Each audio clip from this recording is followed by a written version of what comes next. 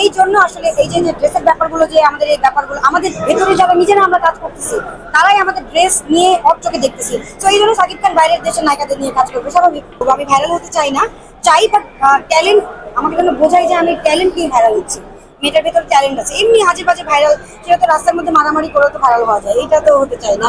মেহজাবিন আপু not dancer, item girl মানে কি, আইটেম সং মানে কি, এটা বাংলাদেশে আসলে বাংলাদেশের মানুষের চিন্তা ভাবনা পরিবর্তন করতে হবে। এবং বাংলাদেশের এই জার্নালিস্ট এই ব্যাপারগুলো নিয়ে না আমি কথা বলতে চাই না, কথা বললে অনেক আজে বাজে কথা হয়ে যাবে। সো ক্যামেরার সামনে একটা না বলাই ভালো। আমি আসলে এখনো শিখতেছি, আমি মনে করছি। তো আমি যেহেতু কালকে সিনেমায় আইটেম সঙ্গে পদার্পণ করলাম, ইনশাল্লাহ আমি যদি ভালো করি অবশ্যই আমি সাকিব খানের সাথে কাজ করতে চাই। বাট আমি যেহেতু প্রথম ধাপ এখনো, আমি আরো শিখতে চাই, আপনাদের করতে চাই। কাজের ব্যস্ততা, গতকালকে আমি সিনেমার একটা আইটেম সঙ্গে শেষ করলাম। সিনেমার নাম হচ্ছে চোখের জলে কথা। ডন ভাইয়া ছিলেন, আরো অনেক গণ্যমান্য ব্যক্তি ছিলেন। সো সিনেমায় কখনো পদার্পণ করবো না করে যেহেতু আমি ডান্স, আমি অ্যাক্টর হতে চাই না। সো ডান্সের প্রতি আমি দুর্বল অনেক। তো সিনেমায় এই প্রথম আমি কাজ করলাম আইটেম গার্ল হিসেবে। এখন দেখা যাক, সামনে বেশ কিছু অফার আসছে, কিন্তু আমি বেছে বেছে কাজ করবো। আমি ভাইরাল হতে চাই না, চাই, বাট ট্যালেন্ট আমাকে যেন বোঝাই যে আমি ট্যালেন্ট নিয়ে ভাইরাল হচ্ছি, মেয়েটার ভেতর ট্যালেন্ট আছে। এমনি আজে বাজে ভাইরাল, সেটা তো রাস্তার মধ্যে মারামারি করে তো ভাইরাল হওয়া যায়, এটা তো হতে চাই না। অনেকে ডান্সার হইতে হলে এই ধরনের ড্রেস পরতে হবে, মেহজাবিন আপু তো এই ধরনের ড্রেস পরে না।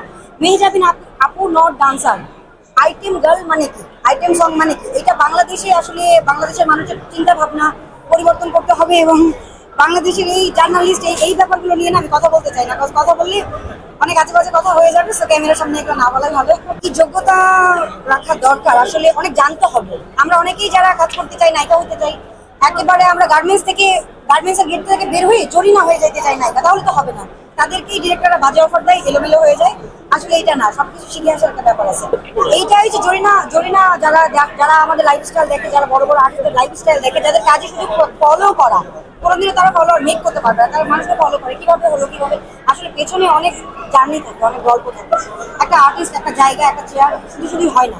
তো এখানে অনেক স্ট্রাগলের ব্যাপার আছে, অনেক শিখতে হবে, শেখার কোনো শেষ নেই। যে যত আর একটা ব্যাপার আমি যেটা বলতে চাই, মিষ্টি আপু যেটা বলেন, ম্যাড আর্টিস্ট মানে ম্যাড, আপনাকে ম্যাড হতে হবে। আপনি যদি পাগল না হন, একটা কোনো কিছুর জন্য মরিয়া না হয়ে যান, আপনি বড় আর্টিস্ট হতে পারবেন না। সো এই ম্যাডনেসটা আরো বেশি তৈরি করছি, যখন হবে তখন বাংলাদেশে যারা আইটেম করে তাদেরকে তারা অবশ্যই আমার আইডল, যারা আমার আরো সিনিয়র, অবশ্যই তারা অনেক পরিশ্রম করে। শুটিং করা এত ইজি না, শুটিং এ অনেক সময় দেখা যাচ্ছে মানে গরমের মধ্যে একটা ওপেন মাঠে আমাদের সেট বানিয়ে শুটিং করা হচ্ছে। অনেক সময় দেখা যাচ্ছে আমরা এসি পাচ্ছি না ঠিক মতো, অনেক সময় এরকম হয়ে যায়। তারপর আমরা অনেক কষ্ট করে কিন্তু যারা শুটিং করে, যারা সিনেমা জগতে আছে, আমি দেখলাম এই কয়েকটা দিন মধ্যে সেখানে শুটিং ছিলাম, অনেক বেশি আসলে পরিশ্রম। তো স্টেজ এক জিনিস, শুটিং করা এবং আইটেম সং এ ডান্স করা বা শুটিং, যাই হোক এনিওয়ে, শুটিংটা ডিফারেন্ট জিনিস। তো আমাদের এদেরকে ব্যাড কমেন্ট না দিয়ে আসলে আমাদের সাপোর্ট করা উচিত। আমাদের পেছনের পরিশ্রমটা একটু দেখতে হবে, একটু রিসার্চ করতে হবে, তারপর প্রশ্ন করতে হবে।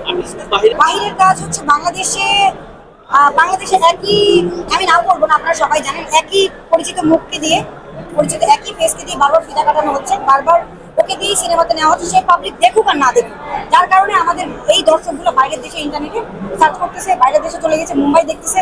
আমাদের দেশেও কিন্তু অনেক কিছু আছে, আমরা যদি ফুটিয়ে তুলতে পারি, আমাদের দেশে অনেক কিছু দেখার মতো এখনো পর্যন্ত আছে। বাট ওই যে একই মানুষকে দিয়ে ফিতা কাটানো, এগুলো বন্ধ করে নতুন যারা অনেক ভালো কাজ করে, অনেক ট্যালেন্টেড পার্সন আমাদের আশেপাশে ঘুরে বেড়াচ্ছে, নতুনদের সুযোগ দিতে হবে, নতুনদের সুযোগ দিতেই হবে, তা না হলে নতুনত্ব আসবে না।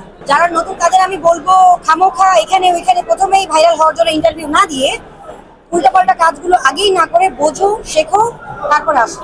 টিম সঙ্গে আমি নারাফাতিকে ফলো করি, রিয়ানাকে ফলো করি, তারপরে নিক জোনাসকে ফলো করি। তারা সিঙ্গার এবং ডান্সার দুটাই, তো ওদের লাইফস্টাইলটা ফলো করার চেষ্টা করি আমি। ওদের বাংলাদেশের মধ্যে যদি বলা হয়, শাবনুরের বেশ কিছু আইটেম সং আছে, শাবনুরকে ফলো করি এক। দ্বিতীয়ত বিপাশা আপুকে অনেক ভালো লাগে, ওনাকে ফলো করি। আইটেম গার্ল না, উনি হচ্ছে কাঙ্গনা রেনোয়ার। কাঙ্গনা রেনোয়ার মুম্বাইয়ের, আপনারা সবাই চেনেন যাকে। কাঙ্গনা রেনোয়ারের মতন আমাকে অনেকটা লাগে, কিন্তু আমি জানি না। অবশ্যই যে কোনো মানুষ যখন অনেক সিনিয়র পার্সন, তার সাথে যখন কম্পেয়ার করা হয়, ভালো লাগে, প্রশংসা পেতে কার না ভালো লাগে। আমি একবার কাঙ্গনাকে দেখে, সবাই যখন বলে তুমি কাঙ্গনার মতো দেখতে, আমি একবার ওর টাইপের ড্রেস আপ করা শুরু করি, তখন আমার চুলগুলো কোপড়া করে ফেলি ওর মতো, তখন আমি অনেকটা ওরকম দেখতে লাগতাম, একটু লাগে। আমার নাম নিকি আহমেদ।